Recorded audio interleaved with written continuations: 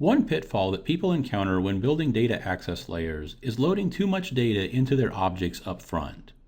You may have a complex object that is composed of many other objects, and I've seen times where people will load the data for each and every object on the initial load of the primary object. There are performance implications to this.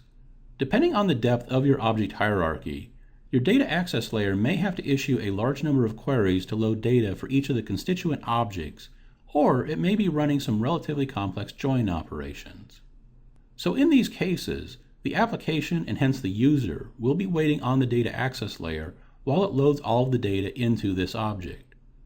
While subsequent operations will be very fast, this initial load could be time-consuming and cause the user to wait quite a while. Another factor to consider is that depending on what functions the user ends up performing in your application, they may not even use all the data that is being loaded up front, so a lot of this data may wind up going to waste. For example, if you're like me, you probably order a lot of products from Amazon.com. In my case, I've been ordering products since 1996. Would it make sense if every time I logged into Amazon's website, they loaded my entire order history into memory? Probably not. Now there is a page on Amazon's website where I can go and see my entire order history.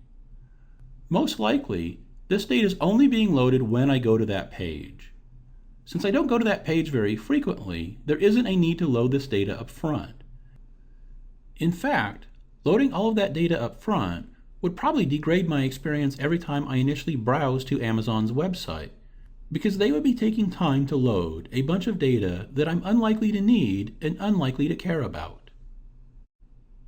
Now there is a balance, and sometimes it is smart to load some data up front. So there are two pieces of advice that I can offer you. First, use your knowledge of the application and how the user uses the application to make intelligent choices about what data is loaded and when. In this process, focus on what data the user needs to complete their task, and then focus on any other commonly used related data that the user almost always is going to make use of when completing this task. For data that is less frequently used, leverage design patterns like lazy loading.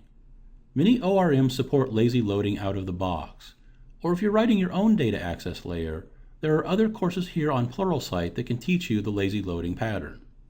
Think of this as on-demand access for your data. This way, when you need a piece of data in your application, it will be available to you.